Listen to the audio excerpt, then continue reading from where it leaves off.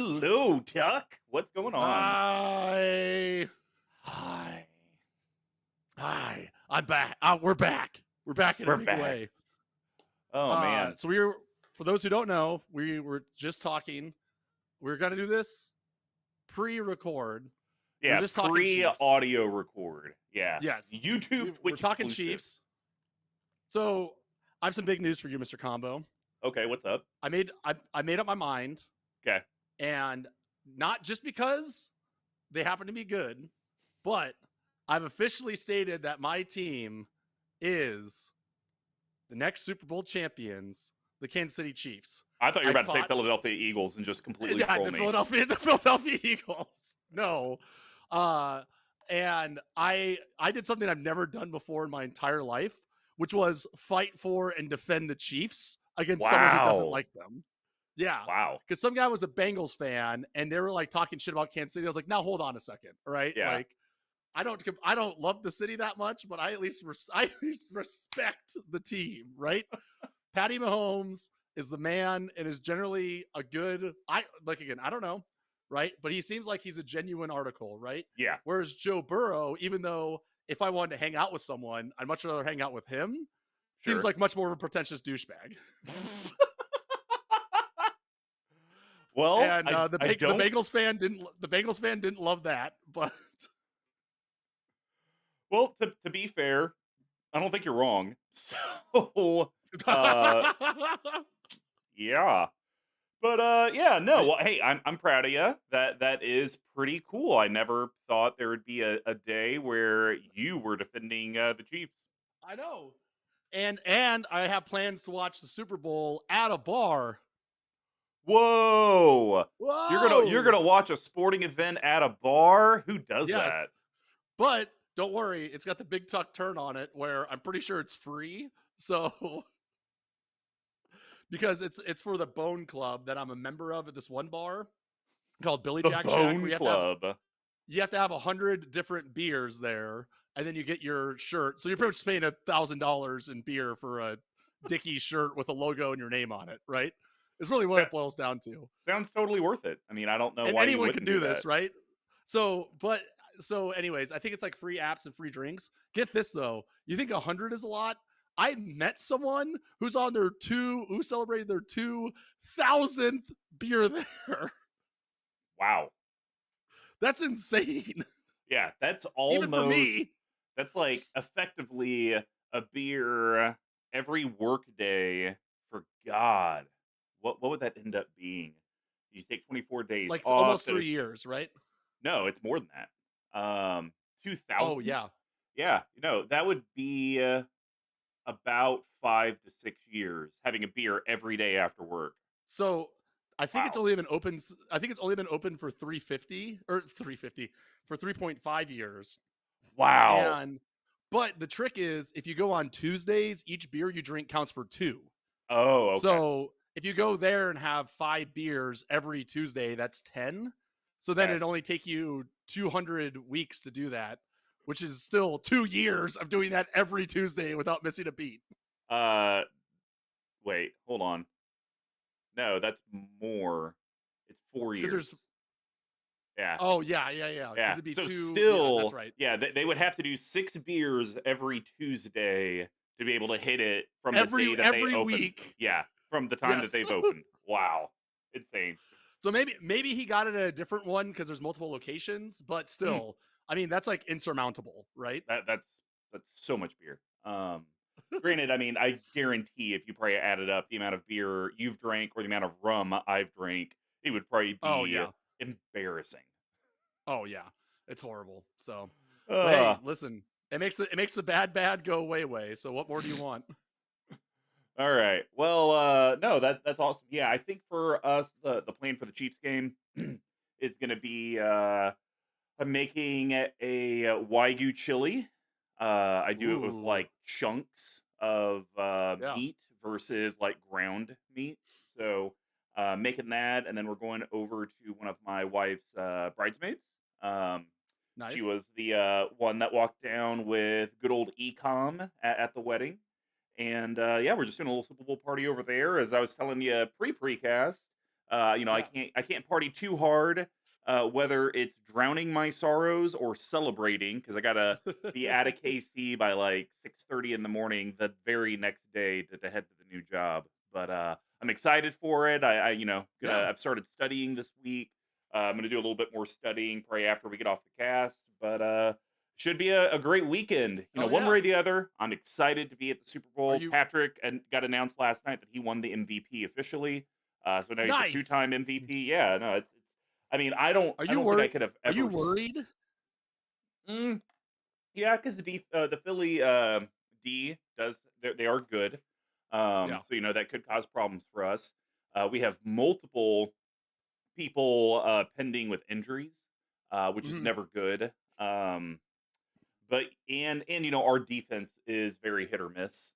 It's Yep. either they do great or they do terrible. That like there truly is no in between. So that's a little worrisome. But we can't control it. The one thing that I do know is I know Patrick is going to play great. I know we're going to have some exciting plays. I know the Super Bowl commercials are going to be fire. There's a bunch Yeah. of trailers coming out tomorrow that I'm super hyped for. But it's all Bring it so on. my thing is like it's all the trailers that I've seen are just like fan remakes of shit that already exists. Like I know there's one for Breaking Bad. I just saw there's one for what's that movie? The '90s one, Clueless. That's like unwatchable. It's just like, can we Wait, not? Is there not there's a new? Breaking Bad commercial tomorrow Yeah, or on Sunday? yeah, with Wow, Jesse and Walter. huh? I didn't know that But one. I that mean, movie, I know that that there's like a Flash trailer. I think is coming out. is that still coming out? Yeah, no, that's for sure coming out. Oh wow, I thought it's because Ezra Miller's like a cannibal. They're not doing that anymore.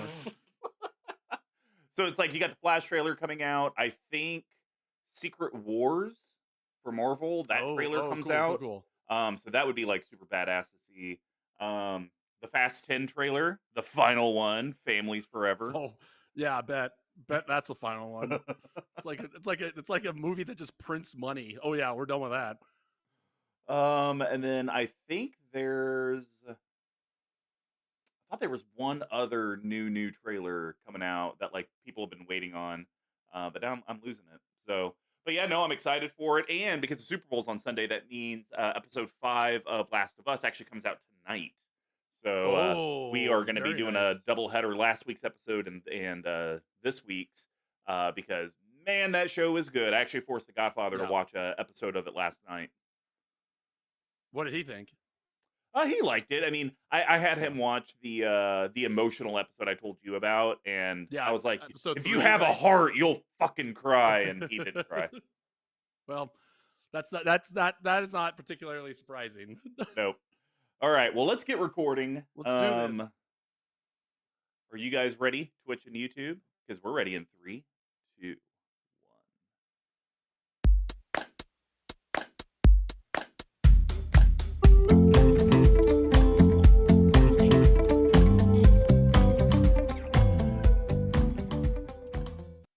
All right, I got the double. Are you ready? Here we go. And wait Ah, for it. And a little. good lord, it's everything. Hey We're back. guys, welcome to episode 170 of CMDTower's Brews and Builds. I'm MrComboNumber5, and my fellow host just had to pick the most difficult unlegend possible, BigTuck. I'm so excited.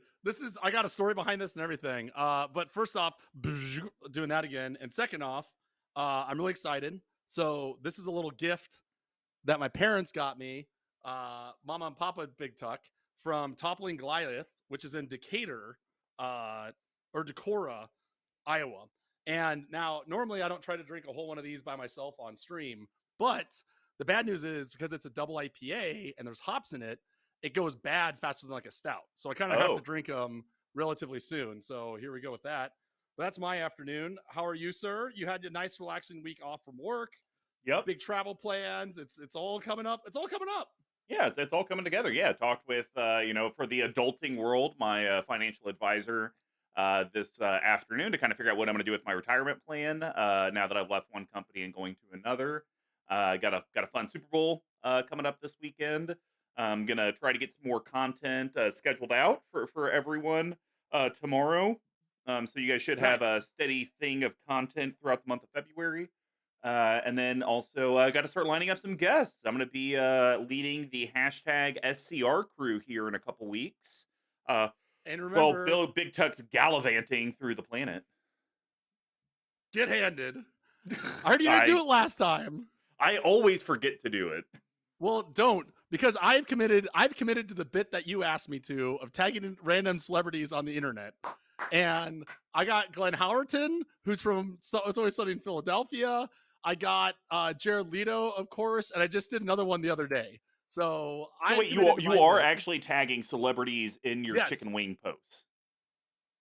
or other ones. Like someone tagged me in something, and I responded, be like, "What do you think about this?" at this person. Have any of them responded to you? Oh, absolutely. Oh, here we go. All right, so I posted my Wingstagram on Tavern of the Tracks, and then asked Jesse T. Usher what he thought about it. No response. Brandon, aka Create Commander, tagged me in a deck that he played on stream. I tagged Glenn Howerton from It's Always Sunny. No response. And then I tagged Jared Leto somewhere else. So, and no response. Wow. So You're doing it. I committed to the bit. You asked me to it. You asked me to do it. So Well, I have also like heard, how you're like between like A-list celebrities down to like C-list celebrities. I mean, you're just kind of like all over the gamut, which I think that's how you keep people on their toes. Right, you don't know. I could be doing an extra that starred on in El Camino, the Breaking Bad movie that came out 10 years ago, or I could do someone like Sam Smith, who's popular now because I guess he's the devil. So Oh God, you should also start doing that. Start tagging like movies that are a decade old plus that have Twitter accounts. the ones that yeah, I did that. I did that one. It was some movie that came out 20 years ago, and I was like, "This movie sucks." And of course, their Twitter is still alive and blue checked. So Oh someone my out there God. paid $8 to do that, or however that works. Oh So, man. anyways, Insanity. Insanity. it's also a nice, beautiful day here, which means it's like 65, and I Cool. think it must be 100 degrees in this room. I don't know what it is. Like, even if the air conditioning on, this room just freaking bakes. It's a nightmare. It's a nightmare. So Sounds like a nightmare. but this all worked out because I have a date later tonight. So now I can Ooh. sit here and get sweaty and then go shower. And there you go. We're going to the hockey game. And then you'll sweat some more at the hockey game. Correct. Yes. That's what you do. Inside an ice rink, I will still be warm. Guarantee it. Oh man. Well, everyone, Brews and Builds, it's our Deck Tech series. Since we have conquered our path to 32, tackled tons of EDH themes, we're going to be discussing, or rather theory crafting, a deck that doesn't even exist yet. Each month, we'll have new decks. We correlate how these decks are constructed, similar to how beer is brewed. So we broke it down into 4 different categories. The first one's ramp and setting your board state. We call that grains. And grains are the foundation of every beer. They include both base malts and specialty malts using a 60-40 ratio. This helps with the color, the taste, and most importantly, the alcohol content of the beer. Decks always need ways to grow, stabilize, and ramp into bigger threats. And just like a grain profile, they're usually a mix of staples and specialty cards. How does your board interact with all of your opponents? We call that hops. And hops give the beer its patented bitterness and herbal floral flavors. They're grown in a variety of strands, help distinguish subcategories like IPAs, or in this case, a delicious double IPA. This is actually quite good, but I can tell it's going bad. They grow, our help choices help clear and interact with the board, so your deck can ultimately do what it wants. Then how does your deck actually close out and win the game? We call that yeast. And yeast are microorganisms that eat the sugar from the grain and poop out alcohol and CO2. It adds alcohol content and the carbonation. Without yeast, you'd be drinking flat sugar water, and without yeast cards, your deck wouldn't meet the goal of actually winning the game. And then we do have shenanigans. These can be pet cards, random synergies that are in the deck that could be fun. We call that spice. And not every beer has them, but spices and other additives help separate a normal stock beer from a specialty one. It could be the vanilla that turns a stout into a vanilla porter, or vanilla stout, if you will, or the addition of hops that turn IPA into a double IPA. Not every deck has something that makes it pop, but if it does, this is where we generally talk about it. So without further ado, let's get brewing. Well, guys, as you can guess, BigTuck picked this card to discuss, and to no one's shock, it is a Rakdos card. We are talking Magar of the Magic Strings. Yes, we're doing it. Why, and more why? Because this rules. This is me. This Doyle is like rules. Doyle rules. Magar rules. Literally, this is like a card that was printed that I just completely. Okay, hold on. Let me read it first, and then we'll go into the story of it. All right. Does have a lot to read. Magar of the Magic Strings is a 3/3 legendary creature Minotaur performer that's a mythic that is from Unfinity but legal for some stupid reason. And it costs a colorless and Rakdos. That means it's a black and a red. So also for a colorless and Rakdos, black and a red, note the name of target instant or sorcery card in your graveyard and put it onto the battlefield face down. It's a 3/3 creature with whenever this creature deals combat damage to a player, you may create a copy of the card with the noted name. Then you may cast this copy without paying its mana cost. And this creature would leave the battlefield, exile it instead of putting it anywhere else. So pretty much, what I don't really think it's that complicated. I think it's stupid. Don't get me wrong. I think it's incredibly stupid. But so pretty much the gist of it is, I'm kind of going through and changing my decks up, right? Like there's some we talked about how it's kind of been a little stagnant and all that stuff. So my Anji Falconwrath deck, which used to be one of the prizes of the Imperial Fleet, has completely fallen off the radar for me. Oh, right? wow. Like I just don't like finding a lot of fun right now. I think it's one of those decks I kind of like have been tinkering with too much, and it's kind of lost where it's at. But I Okay. do like this idea of like self discard, dealing with the graveyard, and then also like kind of doing an off brand spell casting. So one of the guys I play with, Askwatch, he actually brought this card up to me and he was like, "Why haven't you built this yet?" And I was like, "Because it's stupid." He's like, "No, it's not. Reread it." And I was like, "Why haven't I built this yet?" Then I talked to a few people on message on Twitter, and they're like, "Yeah, we should definitely do this." So I think this is a deck where I have probably most of the cards I need to build it, and the Anji land base is really strong and has a lot of like self discard stuff, and that's where I kind of wanted to go with this. So that's why I chose this one. Now, before we move on, let me ask you this: why do you hate this card?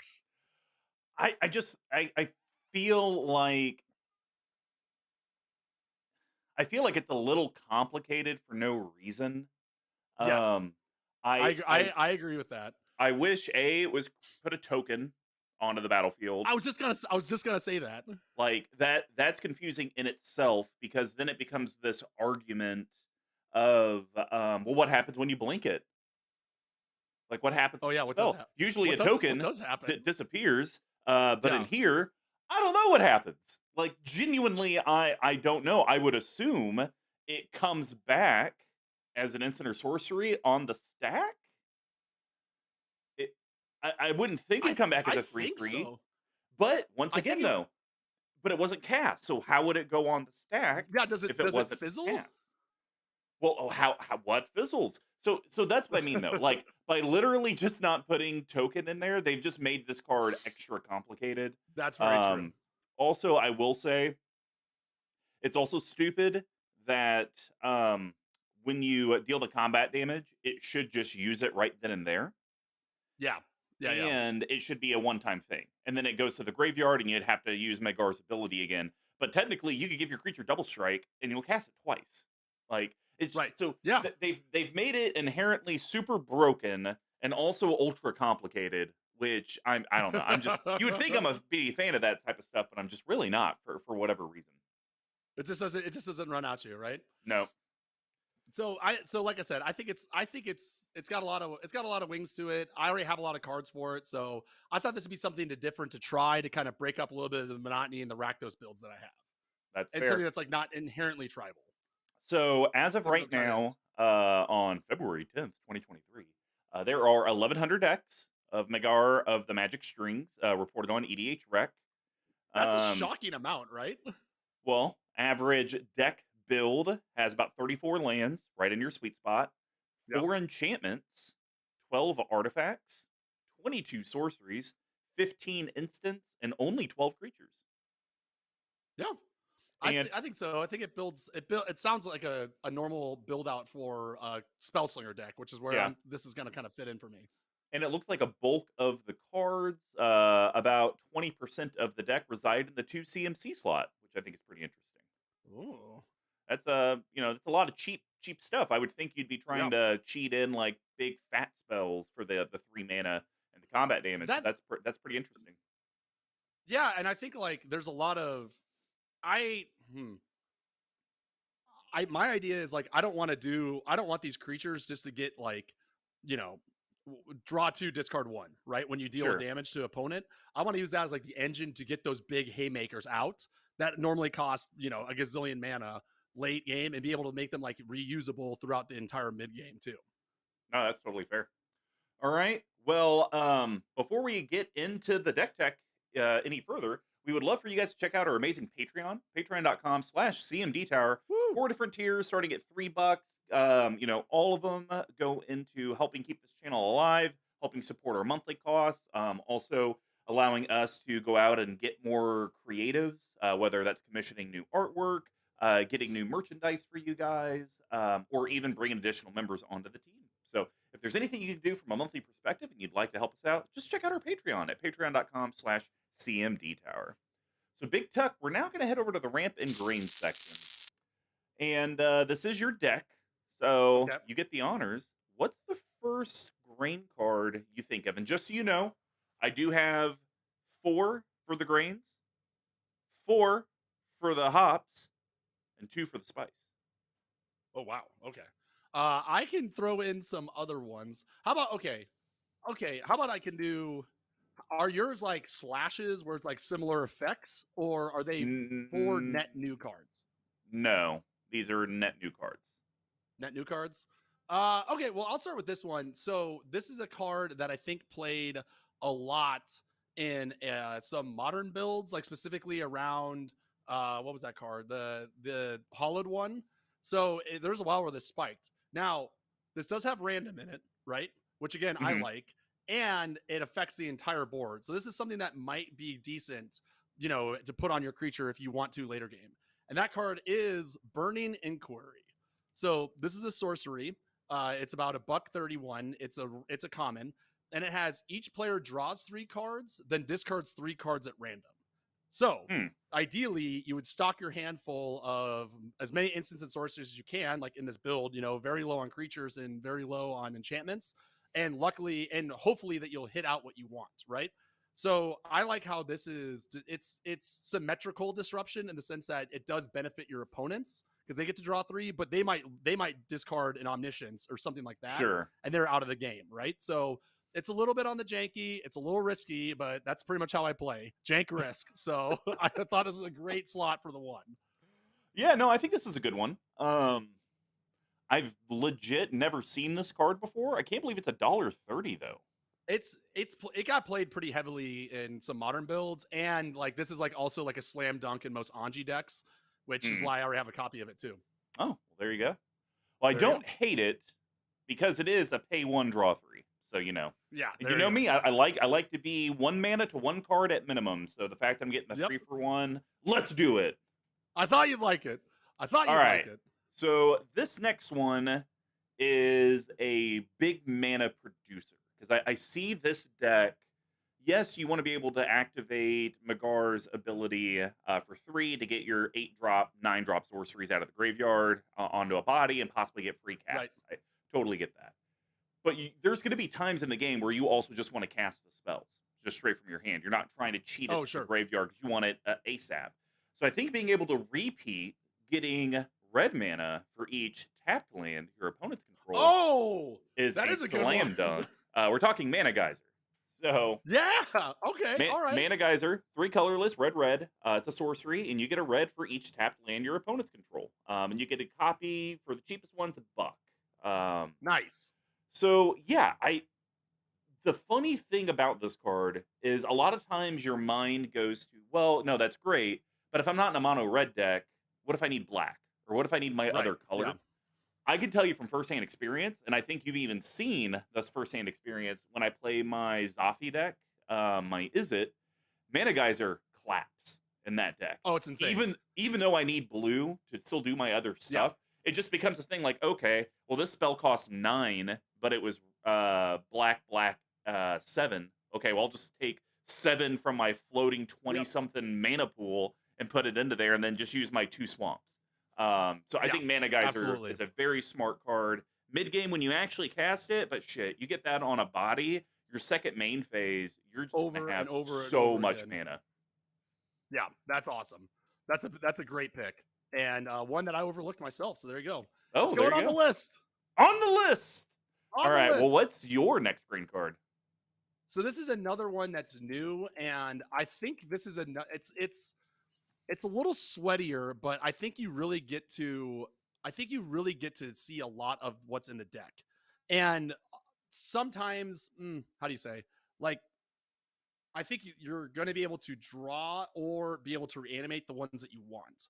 And Yeah. this is a new card from Brothers War, and it's called Hostile Negotiations, aka Fact or in Black.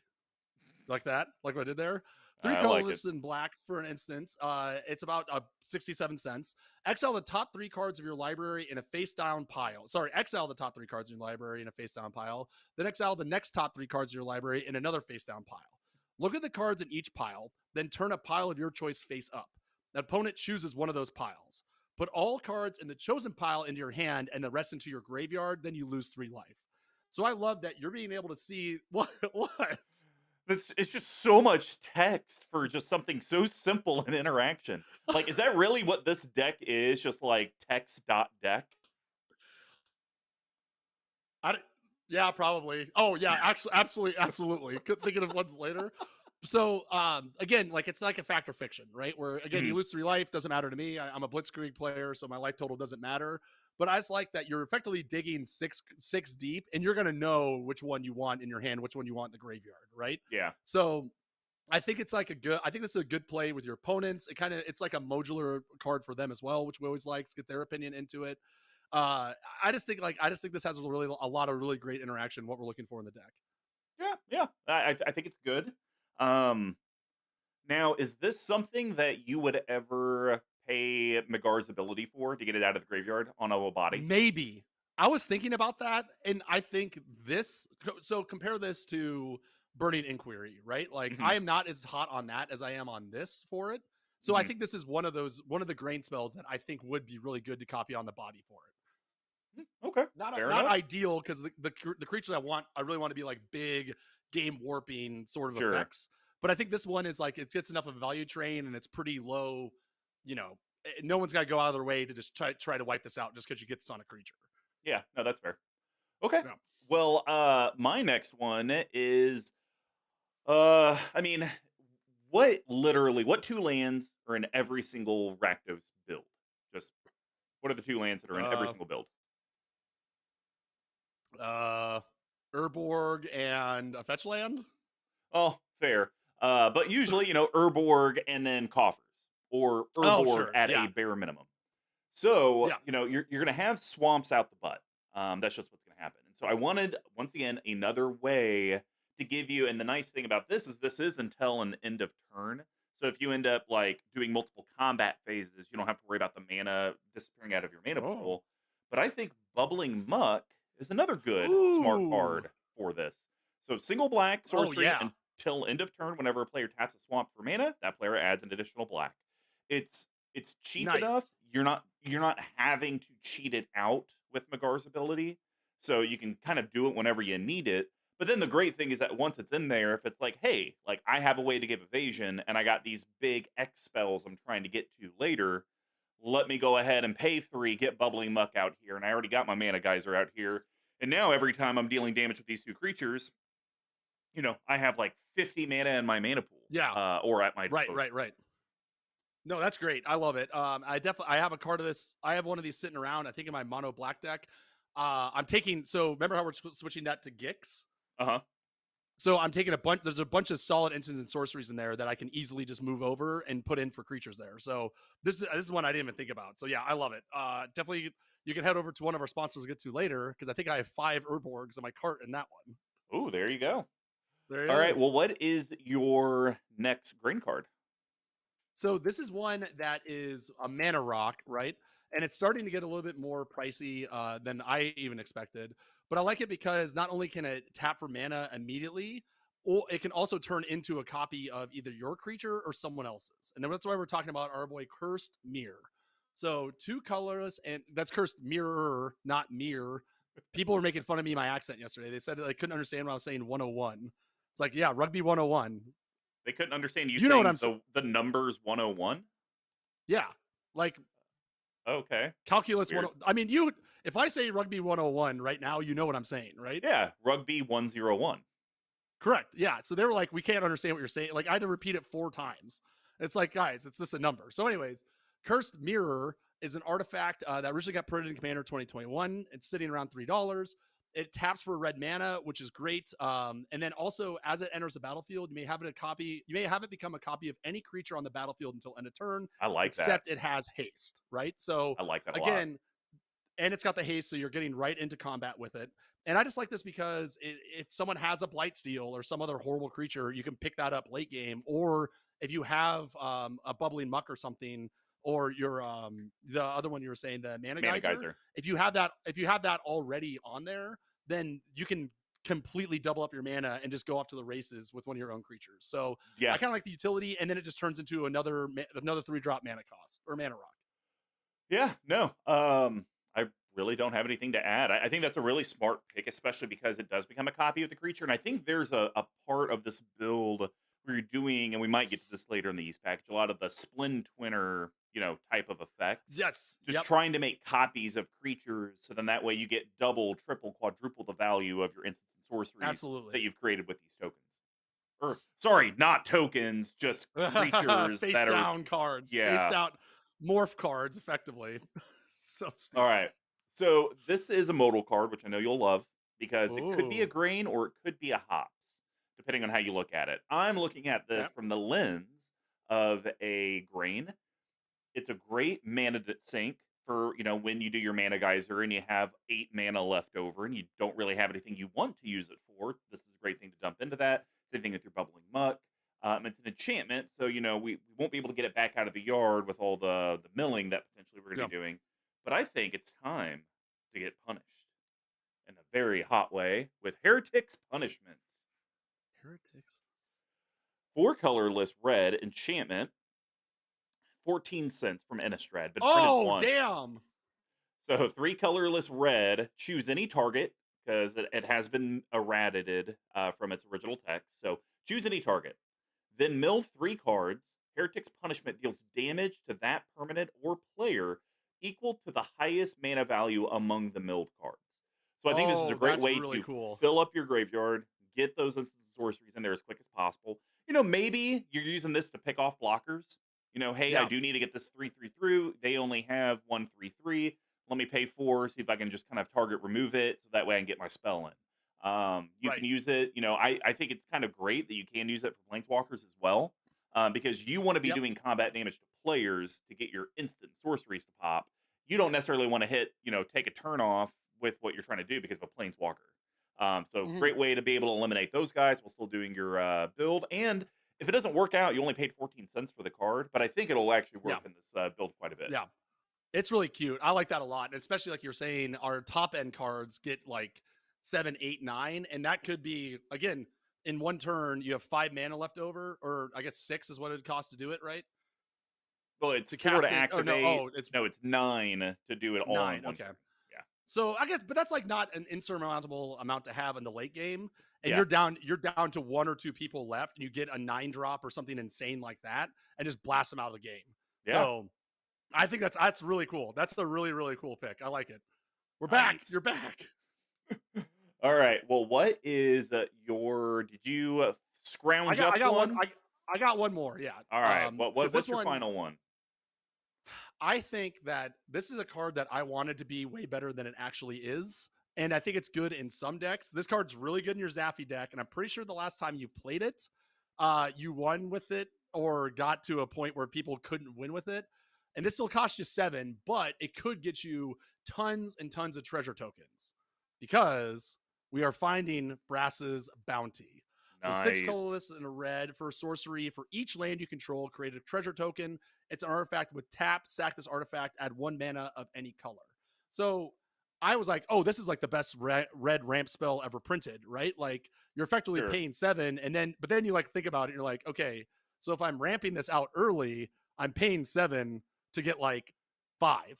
Yeah. Or maybe 4, right? So like there've been times where I've like this been sitting in my hand. I've cut it from like 6 or 7 different decks. But here, this is another great dump for your big mana spells that you get off of your things because it's in the mono red. It'll help you smooth out. And then if you're able to get this on a creature and get this over and over and over again, this is going to get this a huge pile of value off of it. I am running no other treasure cards in this deck by purpose. I realized too many cards I have care about, too many decks I run care about treasures. So this is the only one that I'm running. So I will have no payoffs for treasures or anything else. Wow, it sounds like Alter the Brood might need to make a slot in the deck if you're making that many Ah, permanents. I'm just saying. I mean, that's a lot of Alter the Brood triggers. that could be a lot of alter blue triggers. Yeah, I mean, I think any deck that Mana Geyser's in, you probably can make an argument that Brass's Bounty could probably be in there as well. Yeah, I do agree with you that's though. a really good point. It is one of the few high CMC cards that actually sucks to ramp into it because you get less Right. Yeah. payoff. So it is kind of weird, but I think you made all the great points where I think in this build you don't care about ramping it out that quick Mhm. because you're just going to get it back onto a creature. Yeah. And literally, you could do it that turn. You cast Brass's Bounty. You cast Brass's Bounty as long as you at least got 3 Oh, treasures. You literally sack the treasures. Boom, Brass's right. Bounty's now on the battlefield. Hell yeah. Absolutely. All right. Absolutely. Well, my last one, you got to have it in here, and I do think it's a amazing altar to be able to mill yourself because that's why you want it. Oh, But I do think it's nice because I think there will be some 3/3 creatures that you eventually don't really care about mhm. whatever the instant or sorcery. I mean, we could hit a point in the game where Brass's Bounty does not matter, and you would Yeah. rather use that body for something else. So I think Altar of Dementia is a Sure. nice to have in. 2 colorless. You can get a copy for a little under $5. It's an artifact. Sack a creature. Target player mills cards equal to the sacrifice creature's power. So, oh yeah, the ramp spells, the card draw stuff that I just don't need. Okay, I'll sack it Alter Dementia. Let's mill myself Yep. 3 times, see if there's something else I can replace that body with. Um, Yeah. who knows? Maybe you end up building a kind of a mill strategy with this for your opponents. Maybe you are doing the Yeah. mill all for them, but I see this more as a ramping your graveyard to give you more instant sorcery choices. Right. And you're like, because each one is only 3. If it's like gonna die anyways, you don't run the chance of like milling yourself out by it being a 10 toughness or something like that. Yep. Right. Yeah. Well, Yep. that's Good point. cool. I like that. I think so. Do you feel that any deck that has creatures should have that runs that's creature heavy, right? Even though this deck really isn't, it is a creature deck at the end of the game, right? Yeah. Do you think it should have at least one like sack outlet in it in some varietal if you're running a certain amount of creatures in your strategy, just in case a board wipe or something along those lines happen? I mean, I wouldn't say it's a terrible idea, but I would rather would I rather have a sack outlet or another ramp spell? Probably would take the ramp spell. Yeah, it can. Unless it's like what greater good. I think that's one where that makes sense, but you also have to make sure that Right. your creatures are strong enough to where you're Yeah. drawing 7, discarding 3, not drawing 3, discarding 3 type It's thing. they're gonna be like the 102nd card in the Yeah, deck, right? yeah, I think Yeah, so. for sure. All right, well, that's going to conclude the grain section. Now, before we head over to the hops, we would love for you guys to check out our great Etsy store, etsy.com. CMDTower in the search bar. Lemony Lennings just picked up his CMDTower Jun sweater. Thank you, Lemony. Got Woo! that shipped out, and he put a little extra spice in there for you as well. I was feeling extra Nice. generous. But yeah, we have our great Jun sweater on there. We have our foil playmat. We have gobs and gobs of sleeves and reminder tokens and monarch tokens and coins. Just you name it, it's on there. All that magic accoutrement. And Accoutrement. once again, everything that you guys do there directly goes back into helping this channel. So if you're looking for some magic accessories for you or a loved one, just remember Etsy.com, CMD Tower in the search bar. Now we're gonna head over And to real the quick, hot Mr. section. Combo, Oh yes. I gotta yell out. Mental Misplay rated us with a party of 6. So thank you so much, Mental Oh, Misplay. thank We you. appreciate it. Yeah, thank you so much. And yes, for the podcast listeners, you could be watching this live on Twitch, twitch.tv CMD Tower. So for the hop section, I'll be kicking this off with Okay. I wanted a really cool big mana payoff stuff. Sure. And so I was looking for some things that could really control the board and just be the most anti BigTuck card possible, but you're gonna put one in the deck. Coming in at a Okay. cool $3.37 from Time Spiral, the only time it's ever been printed. We are talking Curse of the Cabal. 9 colorless black Oh, sorcery. this is great. Yes, this was on my list. This is on my buy list. Yes. Target player sacrifices half the permanents they control rounded down, but it does have suspend for 2. So you can pay 2 colorless black black rather than cast it from your hand. You put it into exile with 2 time counters on it. Then at the beginning of each upkeep, you remove it. When it has no time counters on it, you get to play it without paying its mana cost. But at the beginning of each player's upkeep, if Curse of the Cabal is suspended, that player may sacrifice a permanent. If the player does, put 2 time counters on Curse of the Cabal. So it's kind of one of those like suspending it, unless you have a way to manipulate the suspend counters. I don't think it's Right. actually that good of a card. But the fact that you will never cast this from your hand, it Right. will always go into your graveyard. And at a 10 drop that you're getting for 3, and you're making them sacrifice half their Yeah. permanents. Not even non-land. It's permanents. it's so brutal. And like, but you could also get lucky and hit like an early mana geyser and somehow get this out on turn 5, maybe from your hand, right? Like if we're playing some of those bigger, Oh, sure. like if you get lucky, right? Yeah. I agree with you. This is like my number one target to put in my graveyard. It's like, nope, don't care. I'm gonna get it back in 2 turns. Doesn't even matter. Get rid of it. Are you So, yeah, running this is Entomb and stuff like that in this deck as well? yes, yeah. I'll be running. So I'll be running Entomb, and there's a couple creatures that do something like that as well, right? Final Parting's another good example that Yep. tutors and puts one in the graveyard. So yeah, this is it's not gonna be just discard, right? It's gonna be like, no, I know what I'm doing here, Yeah. right? Like I'm I gonna know what I'm Entomb, doing. get this, and blast you in the face with it. All right. Well, what is your first hop card? Well, we all know. So what you, I don't love putting Warhammer cards into other decks just because I feel like it's Like weird, right? thematically, it just is off a little bit. Yeah, but there are some that are so strong and so good that I think warrant them being included in like a lot of decks. And as if for those who have played with me in person, I love going it don't matter when we talk about attacking. So instead of that, I'm going to kill, maim, burn, which is 3 colorless, a black and a red. It's kill apostrophe, maim apostrophe, burn apostrophe. Yeah, I was Oh no, about sorry! to. Exclamation point! Exclamation point! Exclamation point! 3 colorless and a black and a red for a rare that's about 17 cents. Choose one or more. Destroy target artifact. Destroy target creature. Kill, maim, burn, deals 3 damage to target player. Imagine getting one of these every turn. You're gonna lock it down. You're gonna lock the board down so fast and so efficiently. God, It's so good. that is so good. Definitely I thought overcosted at 5, but if you're able to I repeat it, agree. man, that's filthy. For 3 and being able to do it multiple times a turn. Yeah, I think this one's gonna be like one of the all-stars in the deck for sure. Yeah, I could definitely see that. All right. Well, my next one is one of those that you get to do both if you have your commander on the battlefield. Ooh. And honestly, I don't foresee you never having your commander on the battlefield. Yeah. So I think Sazat's Will is. Oh, did you have that same one? It's also on my list. It was in my Toshiro deck that I'm cutting and putting in. I have a pile of cards, and that was one. That's like number 1 with a bullet that I put on that deck. So 4 colorless black. It's an instant. Choose one, but if you have a commander, as you cast it, you get to do both.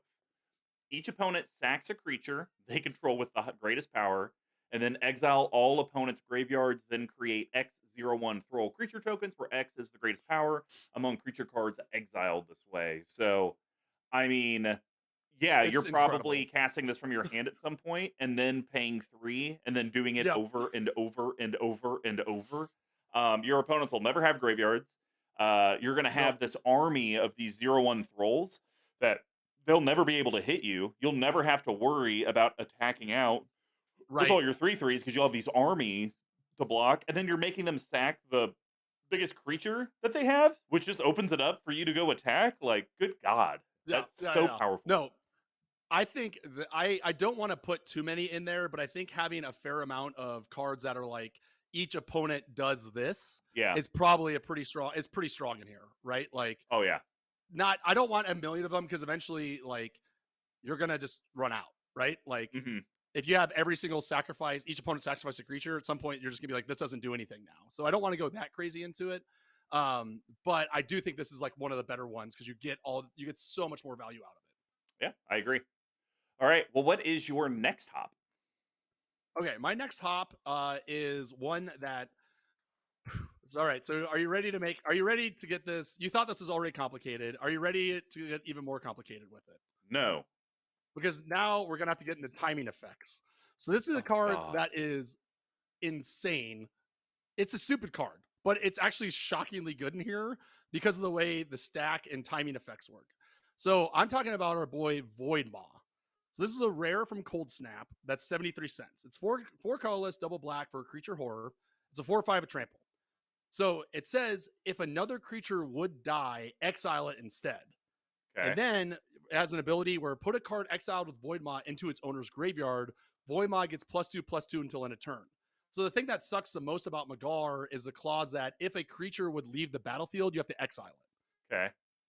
So the way it works is you can order the stack such that the card actually gets exiled with Void Maw instead of with Magar's ability. And then you can just dump it right back into the graveyard to then target it again with Magar.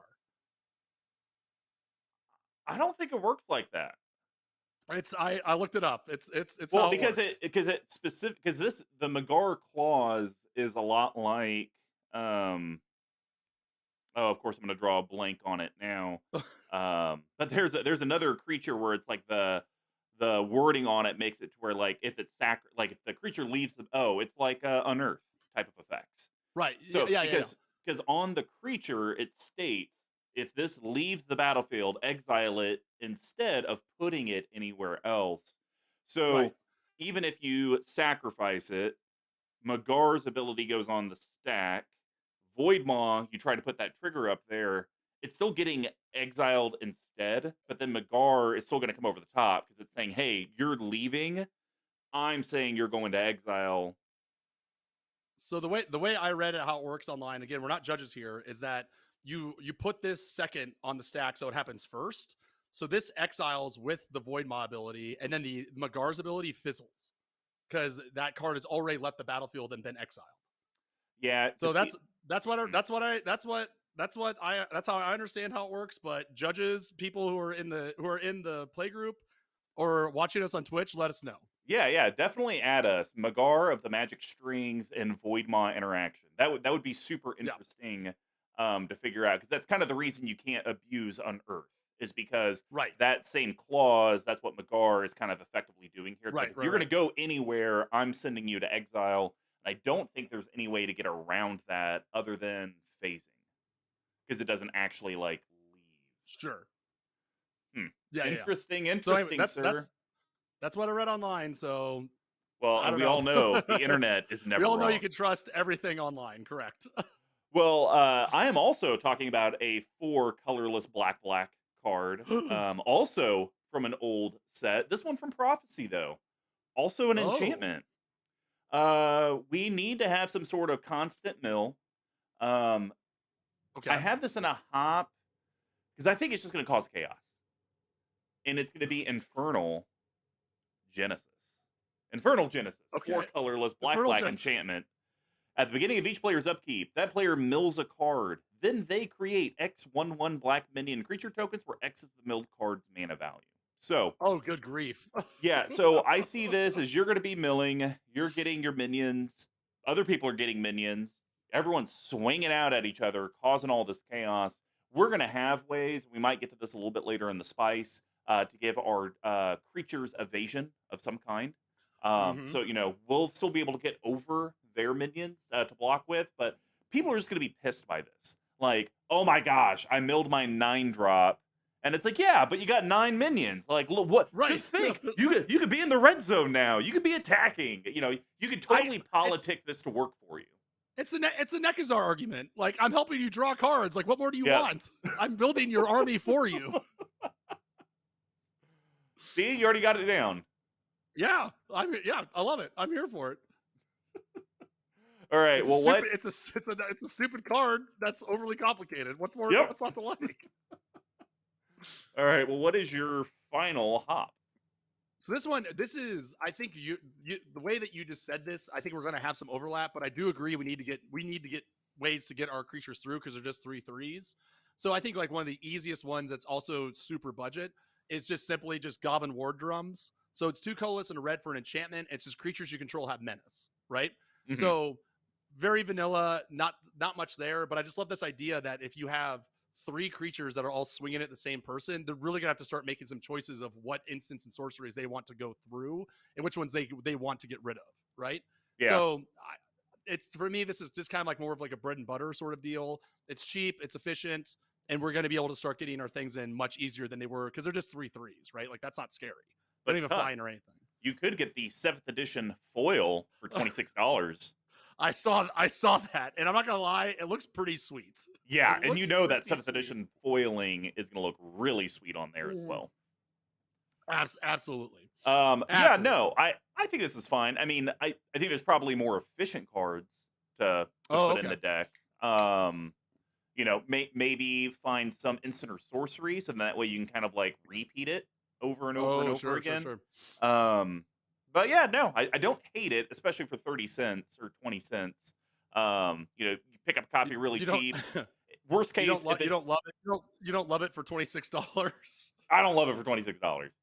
All right. Well, my last hop, I thought it'd be cool if you had demonstrate cards in here.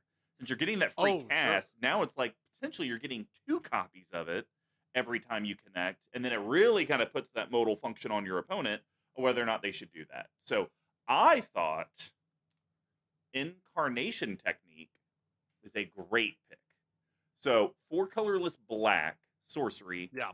As I said, demonstrate when you cast it. You may copy it. If you do, choose an opponent to copy it as well. Mill 5, then return a creature card from your graveyard to the battlefield.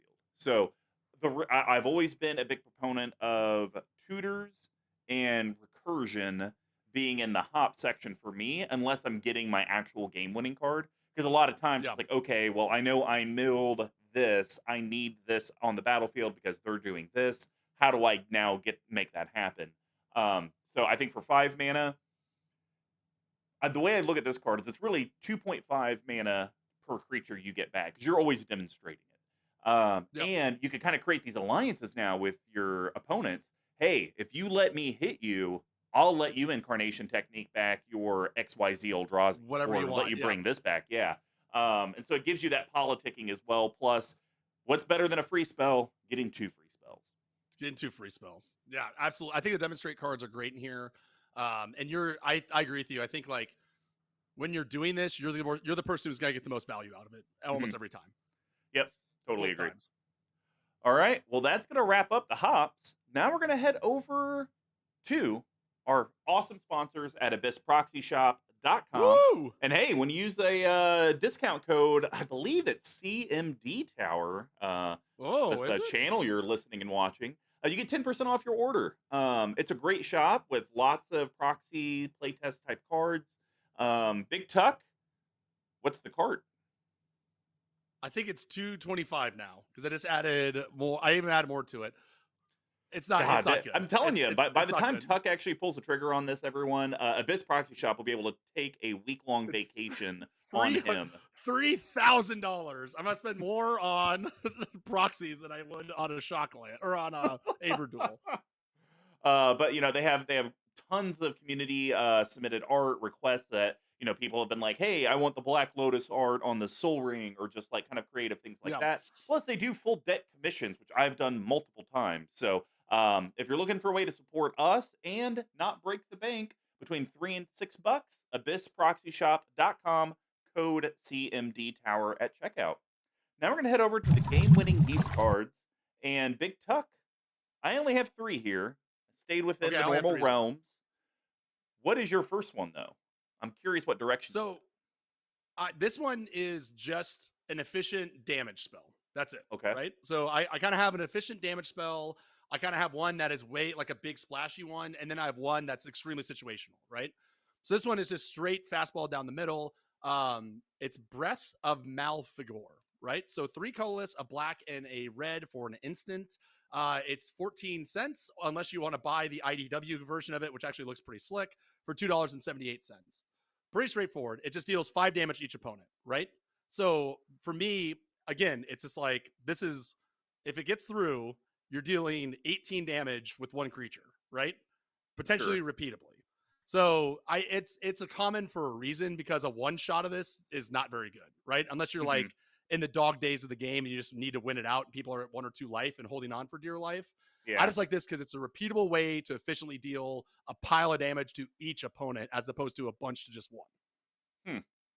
Like I said, just like kind of mid ball down the middle. Okay. Nothing too exciting here. Yeah, it's not, but I mean, how bad do you feel though if you only get to use this once? It's see that's kind of the problem, right? Like that's why it's like I want to have some spells in here that are not as completely threatening as other ones, Yeah. just so that you can start politicking a little bit more and maybe get a couple of uses out of them. But if you only get one out of this, then it definitely sucks, Hmm. which Gotcha. is just how it goes. Hmm. All right. That's why it's a Well, common, right? yeah, fair. All right. So all three of my picks have to deal with how do we get extra copies of these creatures.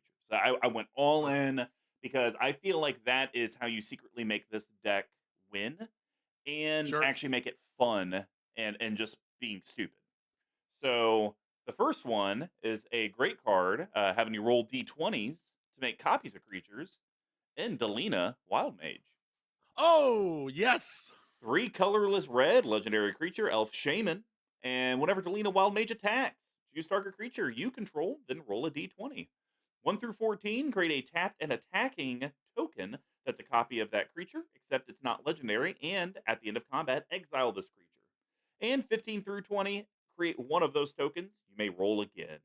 So yes, it's absolutely phenomenal card, and just being able to double up all of your gross yeah, instant sorceries that you have out there is really, really good. I do like how 75% of the time you're going to lose that token.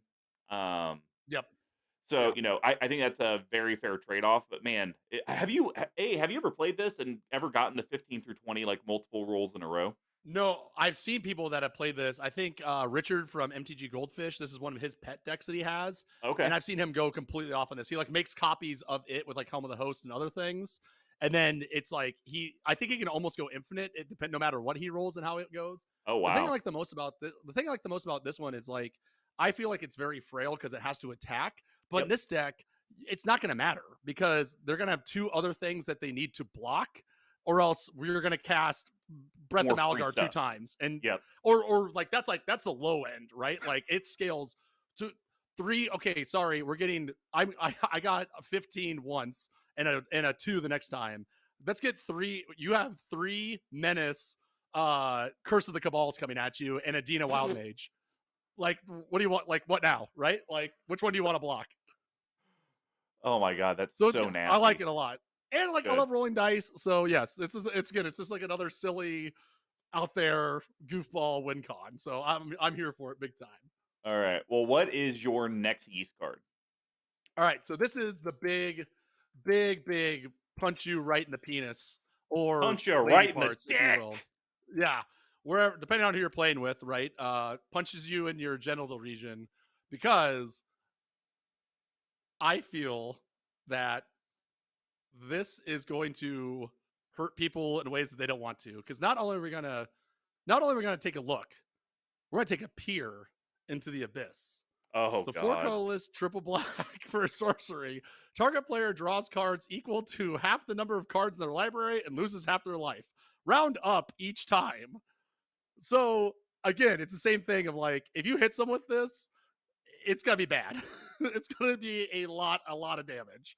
So imagine doing this every turn, right? And this is what I'm talking about, like the bait with the Breath of Malfagar, and then this, right? Where it's Uh-huh. like if you have Breath of Malfagar and this attacking, the person is going to try their hardest to stop this, right?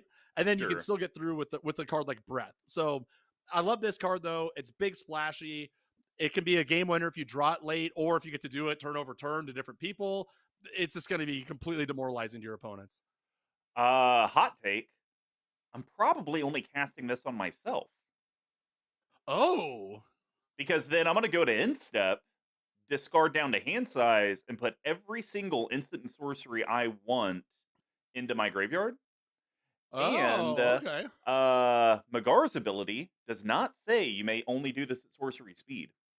Ah, okay. I see what So you're doing here. Yeah. yeah, then hey, during my next opponent's turn, yeah, I want to activate it 5 times and get all Times. these 3/3s out here of all this gross big stuff.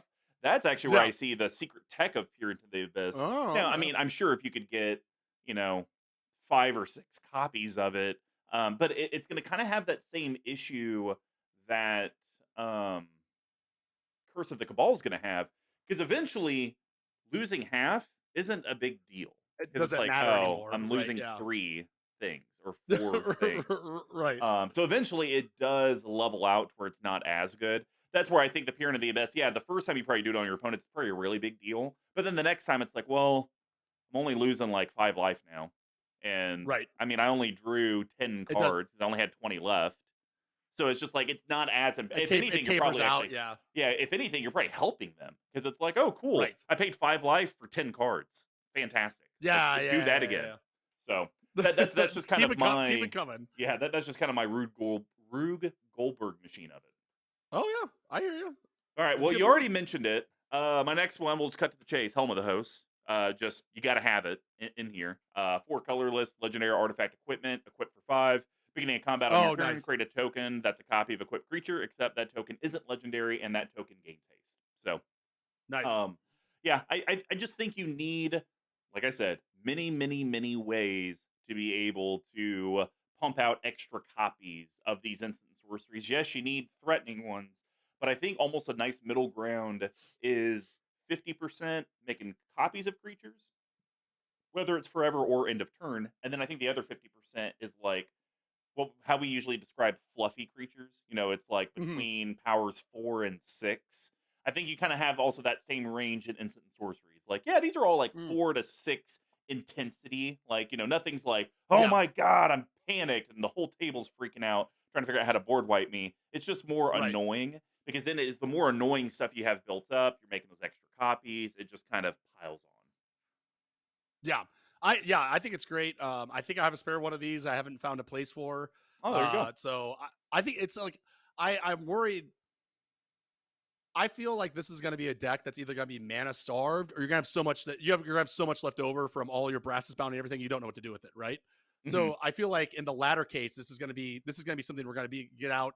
We'll be able to get out and equip the same turn, Oh yeah, or like it's going to be something that's going to be we're going to hold on and then late game put this onto something to smash face in. yeah, yeah. Can totally see So I that. like it. It's a good pick. All right. Well, what is your last pick? So, I have an idea where we're gonna have like 3 to 4 of these creatures out at a time, right? Okay. So, and the thing that I like, and even though it makes it more complex, I do like the fact that they're casted, right? You copy it and then you cast. Hmm. So, I don't know how many of these I want to put in because I think they're gonna be dead cards a lot of the time. But I thought a card like bonus round is something that could Oh, potentially have a huge blowout turn. So colorless, double red for sorcery. It's around $5. I already have a copy of it. Until end of turn, whenever a player casts an instant or sorcery spell, that player copies it and may choose new targets for the copy. So I like this a lot better than like Fork or one of those like single copy versions of this, hmm, because I'm going to want to be casting 3 spells a turn or so. So being able to bonus round into multiple Brass's bounties, into multiple Breath of Malfegars, into multiple and this again like goes with Delinia, right? Like getting copies of the token spells that are being casted. To me, I feel like this card has a pretty low. The ceiling on it is like you win on that turn, yeah, but this is like depending on how the build ends up looking, this could be a spice. I kind of toyed between it, but I figured like when you cast this, you're going to be setting yourself up for a monster like game warping turn. yeah. So what's actually kind of cool is I think you could almost create like this perpetual loop of Oh, bonus round on your creature, so the creature bonus round, and then making a copy of it. So you'd have another bonus oh, round, and then a copy of it. So like, if you effectively had three, first one goes off forever, the next one goes off, that one technically copies once, so then you have 3 copies of Right. bonus round that have resolved. Then your second one would actually, end up going 3 times? So no, it'd go 4 times because the original and then the 3 copies. Oh my gosh. Like, you get to have just, like, so many things just kinda, like, line up there. Um, Now, do you ever worry, though? Because it is whenever a player you cast, because you'd have to do this, people would either see it a Yeah. mile away with your 3/3, or you're gonna have to do it in pre-combat. Do you ever worry that your opponents are gonna benefit off of this as well? Like, "Oh, Someone now I someone got ca double counter spell. Oh, yeah, I got double force of will," whatever. murder, Yeah, double murder. murder, right? And you're just like, all right, well, like now, yeah. Our the again, this is like I've just been jaded because I live here. People out in North Carolina do not run that much interaction, and almost no one plays counter spells. Oh my So gosh. there's not a lot of spell slinging decks out there. It's more creature based. So that's why, again, it's probably I agree with you though. There's definitely a downside to it, and this is telegraphed a mile in advance, Yeah. right? Any way you cut it. So I do, to your point about the multiple triggers though, I didn't bring it up here, but I am going to be running things like gutter snipe and some things Oh, like that, okay. that when you cast spells, you deal damage. So potentially, to your point, if we get Delinia and this, it's going to be dealing like gazillions of points of damage with any of Mhm. these things that I'm going to be casting out there. So again, it's kind of, I kind of had it, my spice and this one kind of are interchangeable, but I think it's strong enough in the deck where we're going to get huge value out Fair enough. Well, I only got 1 yeast card left. I'll cut to it very quick and dirty. Kiki Jiki. Let's go, baby. of 2 colorless, it. red, Oh red, no. red. Legendary creature, Goblin Shaman. You can get a copy for a little under $5. It has haste. It's a 2/2. Tap, create a token that's a copy of target non-legendary creature you control, except it has haste. Sacrifice at the beginning of the next end step. So, I mean, I don't know what you want from It's me. yeah, it's really good. Um what so I have a raise, if you will. Okay. Okay? I like where your head's at on this. What if I finally now have a reason to spend the $16 on the Fable of the Mirror Breaker? Interesting. So 2 colorless and a red for an enchantment. It's a saga. 1, create a 2/2 red Gammon Shaman creature token. When this creature attacks, create a treasure token. So kind of incidental ramp there. Yeah. 2, you may discard up to 2 cards. If you do, draw that many cards. So we're filling up our graveyard. And Yeah. then this transforms into the Kiki Jiki, where it's 1 tap, create a token that's a copy, and the rest of that. So my question to you is, I like where your head's at with Kiki Jiki, but do you think that this one, if it sticks around, the 1 mana doesn't matter as much? Because I'm not. This is going to be something. Kiki Jiki, your intention is not to go infinite with it, right? It's just to make Correct. insane value and make your opponents suffer for it. So do you think the lead up and the benefits out of that is worth it, or is it better just to be like, I'm plopping Kiki Jiki down now and doing this, and everyone's going to suffer immediately? I think it's better to do the suffer immediately Okay. because Kiki Jiki is such an impactful card. Like, that effect is so Hmm. impactful with your deck that I think if you leave effectively 3 turns to get this to happen, someone's gonna remove it. They're And gonna figure it out. yeah, Yeah. and you're not even in colors that can recur enchantments, like, out of the Correct. graveyard. Yeah. Right. So then it's literally wasted versus, having Kiki Jiki. And even if they remove it, Rakdos does, and we've even talked about Yeah. it, Yeah. We have talked creature about it. Yeah. recursion. So you can always bring it back.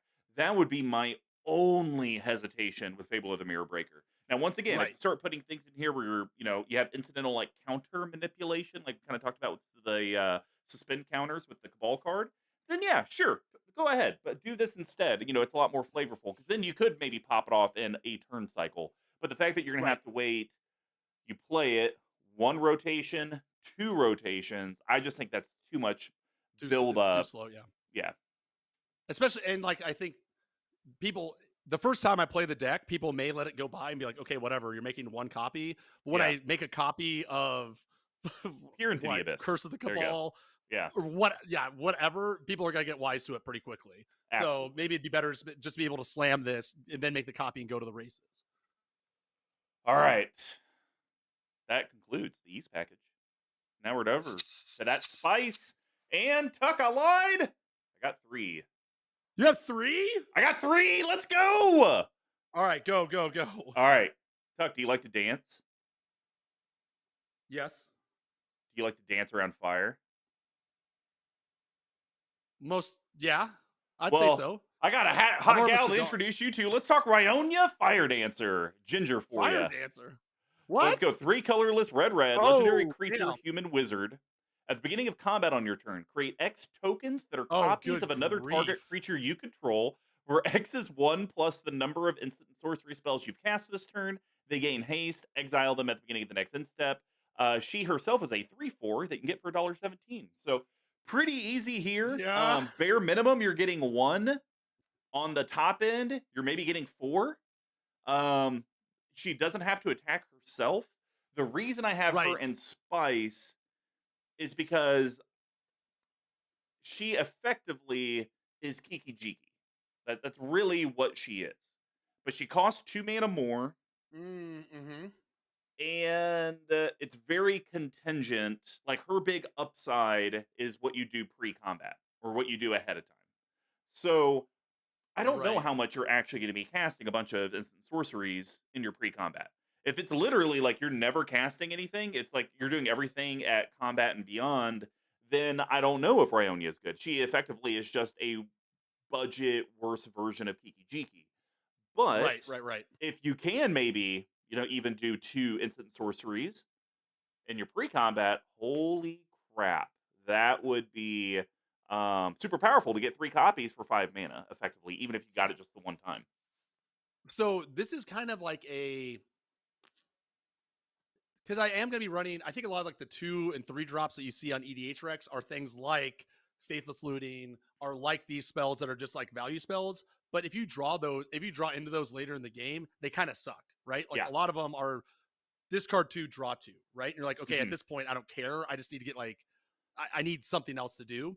Sure. So like, if you're packed full of these and you keep drawing into those, you could play Riona and then make like a sort of chain with them, right? Where you're like, okay, Oh, I'm gonna good do call. unexpected windfall into burning inquiry into whatever the case may be. Draw a bunch of cards, discard a bunch of cards, and Mhm. then now you're like, okay, these big haymakers that I have, these are the ones that are now going to go through and punch the face in. Okay. Yeah, I like that. Oh yeah, so like it's I this is a card there. This one and Delinia are the 2 where it's like I need to play the deck first, right? Yeah.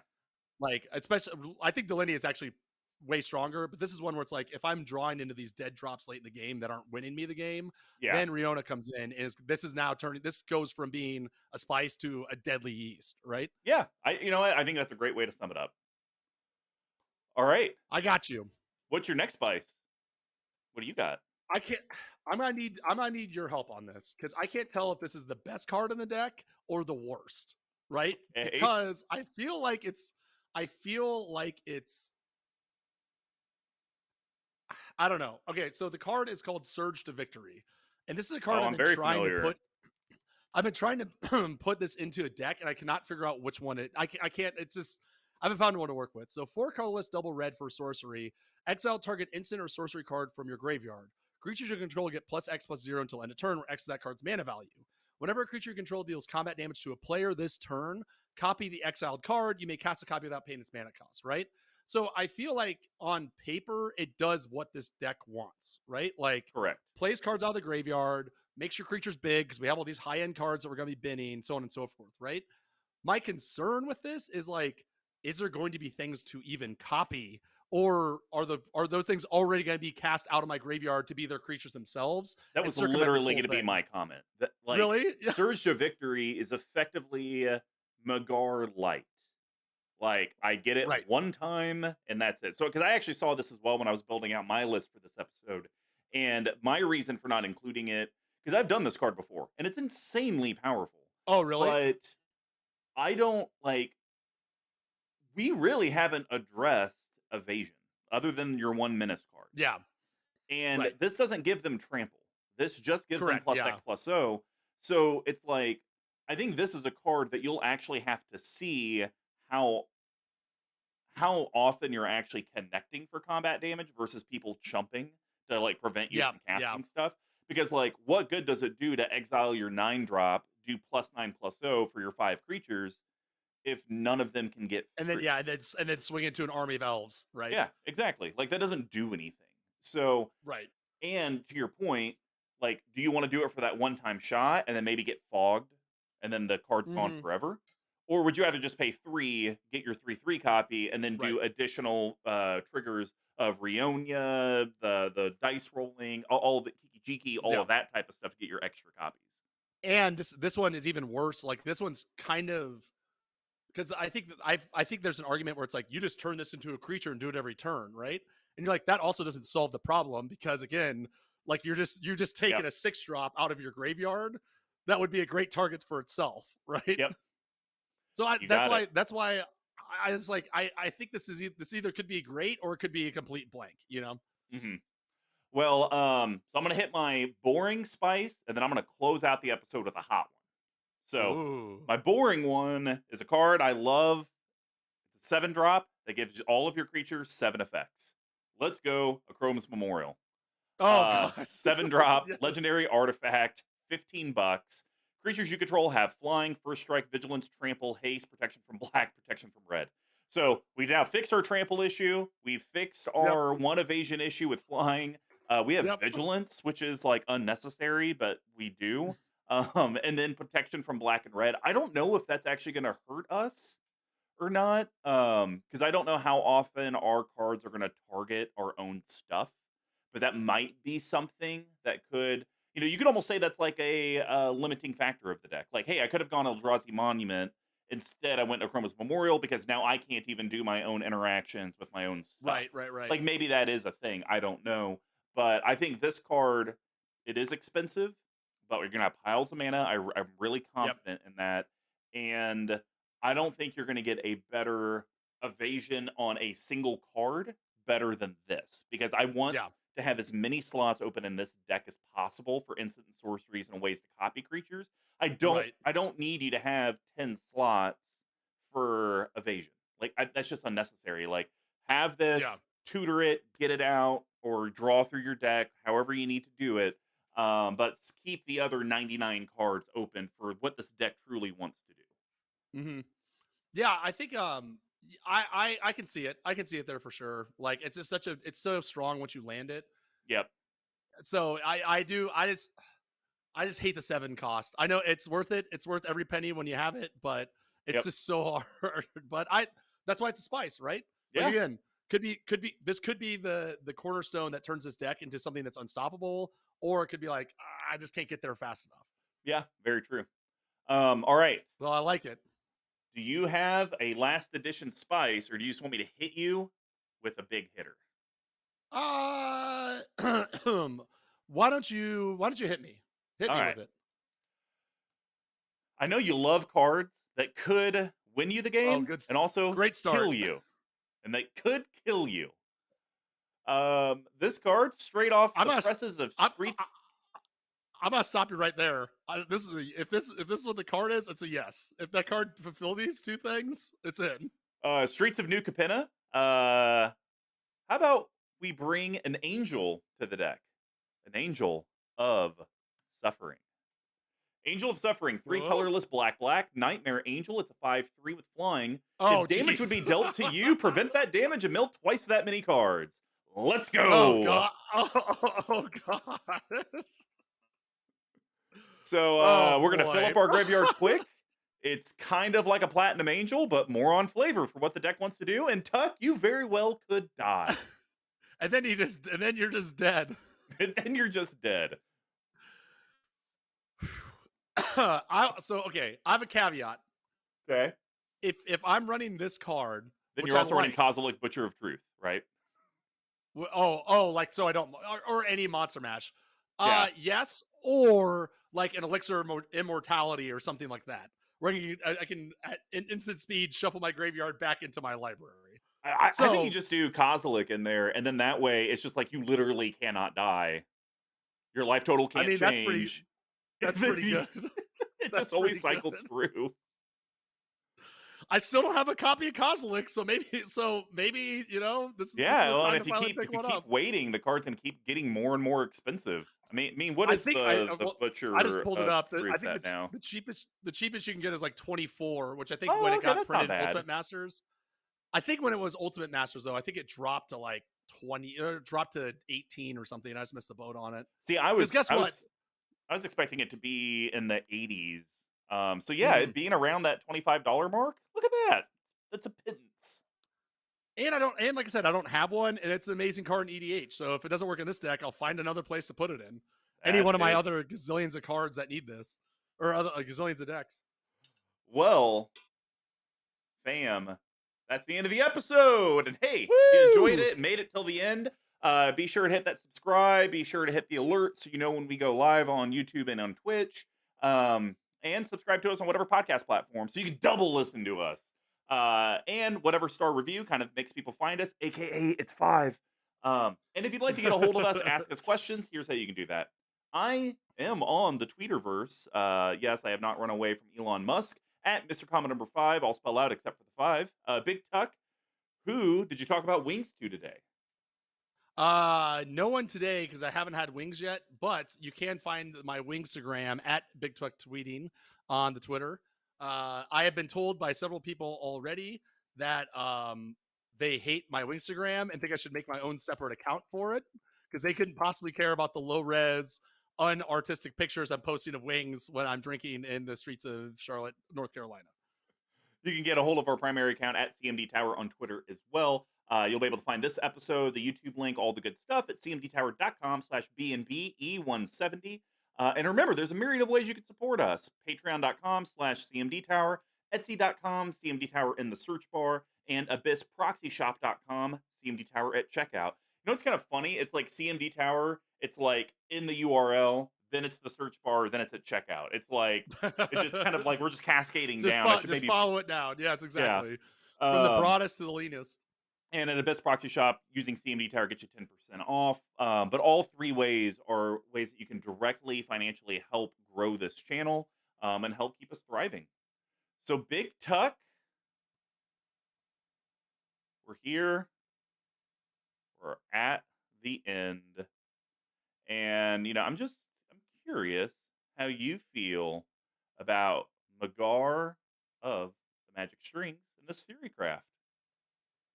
Oh, it's incredible. I'm really excited about this. I think this is going to be a new deck that's going to be in my pantheon. So I like your picks, especially like the Kiki Jikis, and I like this idea of not being completely resilient on just instants and sorceries, but also the creatures that it makes. I think that's I think that's actually some pretty cool tech as well. So this is going to be one I think because like again, as going through my 2023 Magic cleanse of unwanted decks and decks I don't have, for me, it's like I don't play Angie that often. The last few times I have, it's just kind of been meh. So I Yeah. might as well, and also the land base in it's great. It's got all like the staples and standards that you need in Rakdos. So for me, I'd rather just take out the cards I don't need from it and put in the 20 or 25 for less than $50 and turn it into a brand new deck that's a lot more to my theme, that's a lot more to my play group, and definitely has something a little bit more interesting than what Rakdos usually does because it is my favorite colors. Yeah, that's fair. I will say, like, as we've talked through this, I hate the deck less Less. because I think it could actually be fun. I'm still struggling though with that whole like not being a token and the fact that the creature just sticks around. Yeah. I am concerned, and I think this should be something that you should do, Tuck. I think your entire shell, sans instant and sorceries, you build out, and then I think whatever number that is, you have 2 piles. One pile Mm, is what you actually want to play and you play it. But I think because of your play group and the power level and how powerful this card actually is, I think yeah. you might see more times than not, you're actually taking those cards out and then putting in this like softer, less Yep. oppressive, kind of like more, I don't know, just your More flavor type deck. And then it's like, more damage spells as opposed to mills and like big board wipes and yeah, stuff like that, maybe right? less Yeah. sacrificing, less like Mm-hmm. oppressive board stuff. And then maybe your more powerful set of 20 or 25 is like what you say for conventions when you come to Kansas City, Yeah. stuff Right. like that. That's really my only concern because it's just the fact that like we've talked about all the stupid ways for the last hour and 15 minutes of how you can like make extra copies of these things or get these big Right. behemoths back in there or make sure that we're always hitting with damage and how we're going to cheat things with Entomb. Um, I I just the ceiling for this thing is just way too high, It's yeah. and I do think you and I could be talking in like 6 to 9 months, and you're like, yeah, man, you're right. I can't. My playgroup doesn't even let Like me play it anymore because it's just too good. it's been banned. I know, which is like I don't know. The guys I play with here, I love them, and I'm really grateful for them. But they make this argument about like, oh, this is too good, and then I just saw someone Blightsteel Colossus someone in the face to get second place on like turn 7. You know, like, or I got Blightsteeled on turn 4 Yeah. from someone else. Like, and it's like, so you know, like, is this really too powerful, or do I just like have a more degenerate mindset? I don't know. Yeah. I don't know, man. So I do like this idea of like having those two sets of it, right? Being Mhm. like just like what I did with Prosh and Sekuar, right? Like Yeah. you correctly identified Sekuar as being like a worse version of that deck, but still does everything that I like in it. Yep. So I kind of like this idea of having like, okay, I'm only playing spells that like exile the top of your library till I cast it on land spell or something, right? Like I Mhm. turn into a 75% deck as opposed to this like Bizarro control, like mill, Sure. sacrifice all the permanents you have. Yeah, I mean, it's effectively what like Marketing Ross did with like his like pilots, like how he has kind of like his Voltron or his garage of different things. Same thing that the Goat did with his Cody deck. How he has just like the Oh, different suspend cards, and each one, like it's just like okay, like that's what I'm swapping out, and it completely warps how the entire deck yeah. plays. Um, so yeah, I think if you kind of lean towards that, I think you'll be able to have this deck. I think you'll be able to have it a long time, have a lot of fun with it. But I am not looking forward to seeing you play this because I imagine it's gonna be a whole lot of like, hold on, I got to get a marker, I got to keep track of stuff. Yeah, right. Need to pack my hashtag not Infina tokens because I haven't bought any from them. So gotta Well, make sure I have those up and running. yeah. Well, everyone, thanks for hanging out with us on this Friday afternoon, and go Chiefs! Hashtag Chief Juice. Chiefs. Chief juice. Sounds nasty. Target lost.